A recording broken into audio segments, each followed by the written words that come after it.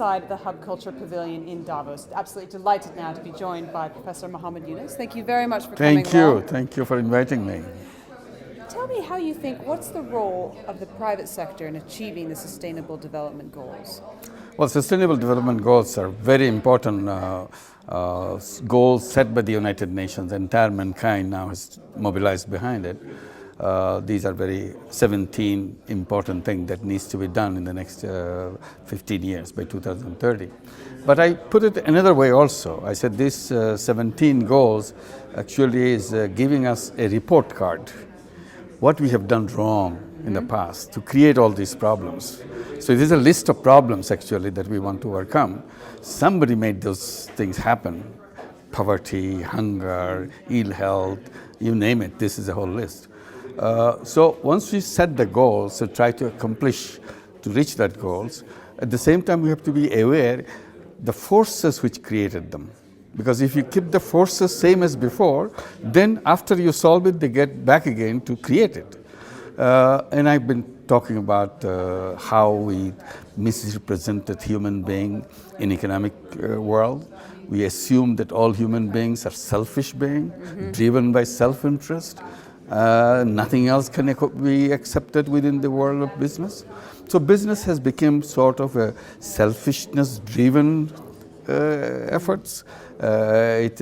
Sometimes it turns into greed-driven, without concerning about profit-driven, greed-driven. So you don't care what happens to other people because you're just all self-interest-driven.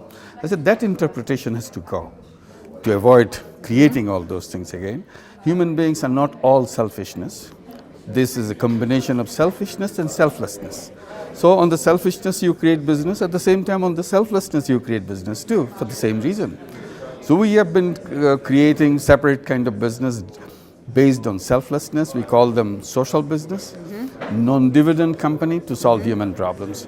So we can create those business to address these problems and make sure not to be repeated again. When the poverty goes, hunger goes, it shouldn't come back again. So this is one very important restructuring of our thinking, restructuring of our doing. I'm not blaming people for being selfish because that's what the theories has pushed us. If we redesign our theories, we'll redesign entire world because it is inside of us. Our compassion, our caring, and the sharing feelings inside of us, that never got a chance to express itself. All we did to express our compassion and our fellow feeling, we create charities. And I'm saying that charity is a wonderful idea, but one limitation of charity, that charity money goes, does a wonderful work, but it doesn't come back. If you can transform it into social business, then social business money goes, does the same thing and comes back. So you can use it again and again. So social business money becomes immortal. It never disappears. So you have very powerful thing. So we have to bring in these ideas into the structure so that we can make this happen, so as disease goal can be reached. At the same time, make sure it is never repeated. So many ways I want to take this conversation. Go ahead. Tell me, there's a lot of companies that I know are already with you. I know that the chairman, the head of Unilever, for example, is on board with this. He's eliminated quarterly earnings reports as part of that short-termism. How do you gain more people to this following, to the idea that social investing is actually the same as just investing? Sure. I'm very happy that you raised that question. Today, I have been talking about it and practicing, creating those businesses on my own. Others are joining in. Young people love what they hear and they want to get involved with it. And big businesses are coming to us. Can we join in? Now we have joint ventures with big companies to do social business. They run their conventional business, make profit, make piling up their wealth. At the same time, they are interested to do something on social business side. So they have joint partnership with us. Like Danone, for example, we have a joint venture with Danone. We produce a special kind of yogurt to address the problem of malnourishment of the children. So this is a very powerful way of addressing the malnourished children to overcome their health situation and become healthy children. And we have joint ventures with Veolia to address the problem of water. We have joint ventures with Intel Corporation, with Uniqlo, with McCain, and many others. So it's not something they detested. They're all, he's saying something, taking away our business. And no, he said they also feel the same way. So the feeling is coming back. These are separate. Okay. These are separate. You can't mix. When you mix, profit always kind of has a very stronger drive to take it over from them. You get mixed up. Right. So I said, if you want to do it, it's good to keep them separate. So in this balance sheet, you'll show that they have made profit, but nobody took that profit. It's a non-dividend company. So it's always to solve problems. So it's very clear accounting-wise and so on. And you want to make money, you do that, but do it responsibly. Because in one of the sustainable goal is responsible consumption, responsible production. So business has to be quote-unquote responsible, meaning you cannot just go ahead and do anything which will be harming the planet, which will be harming people, who will be harming children. You cannot do that. So within your business, selfish business, you also have to be responsible. That you cannot get away just because you want to make money, you can do anything you want. But at the same time, you can do a better one. You can totally dedicate your business to solve problems. Nothing to serve yourself for your selfish purposes. There are many, many instances around the world like that, which happened in the past, not only we are doing now. Yep. Like if you take the Bosch as a company, it's a German company, is owned by a trust. The family, the founder has put it in a will. All the money goes into, the whole company goes under a trust. Only 8% of the share is given to his own family.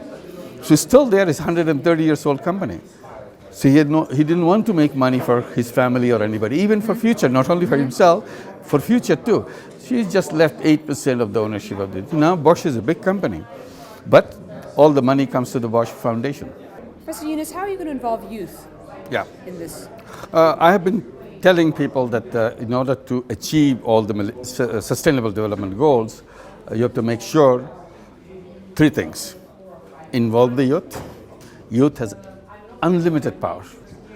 Present generation of youth are actually the most powerful generation in human history because of the technology in their command, the way they grew up, very different than the way we grew up in our childhood. Second is the technology. Put youth and the technology together, they become unbeatable. And then the power of social business, business to solve problems. Young people love this idea. They can see that they can create a completely new world by involving themselves in a creative way to solve the problem that has been piled up behind them. So all these three combined, if you combine them, they become a strong force to overcome all the past problems and create a new world. What the problem of the past world, not only this poverty and poor health and other things, also wealth concentration.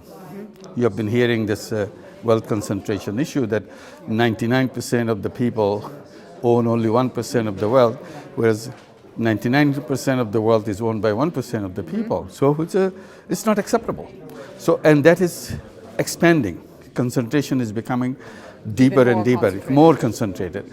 Someday probably only one person will own the whole world, and everybody will be just looking at them. What do we do? Yeah. Because that's the way. So that has to be undone. If you don't do that, we are finished. So we have to be very careful how to do. One of the first goals would be to stop the concentration itself. We are not talking about redistribution, nothing. Just stop the concentration. Bring it to zero.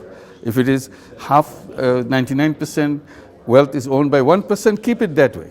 Don't make 0.5% owning the 99.5%, because next day that will happen. So keep it that way and see if you can maintain that. If you can create that force, then we can think about the other issues, that can this concentration be divided into better solution. It is possible. I'm saying that now all the young people are advised and required to find a job. I said finding a job is the wrong idea, because human beings are not born to work for somebody else. We are an independent person. We are a creative people. And that's how our history tells us. We are a go-getters. That's how we survived on this planet. Suddenly we forgot all about it. We said, no, you have to study and find a job. As if that is the end of the world. I said, that's absolutely the wrong way. What should they be doing instead? So instead of, they will be job seekers, they will become the job creators. they will become entrepreneurs. So the education system should be encouraging them, preparing them. As they finish school, they will have business plan to start. And financial system will be waiting to greet them and make sure they have no problem with the financing. Today, that doesn't exist. No financial institution will give a young person coming out, I want to start a business. He has a brilliant plan. He said, don't care with the brilliant plan, how much wealth you got. Can you give me the collateral? Do you have a business experience? He does nothing. So he doesn't get anything. So he becomes to work for somebody else. So I said, this has to be undone. So we become basically entrepreneurs. When all people become, particularly women become entrepreneurs, that's very convenient for them because women don't like to go to the cities, work in a factory, work in an office, leaving families behind. That doesn't suit them. They love entrepreneurship. They love creative activities.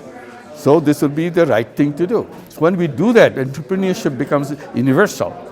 Then the income or wealth redistribution becomes so much easier because you create your own wealth, you create your own fortune. Yeah. Professor Yunus, thank you so much for stopping by the Hub Culture Pavilion here in Davos, and I'm Nidhi.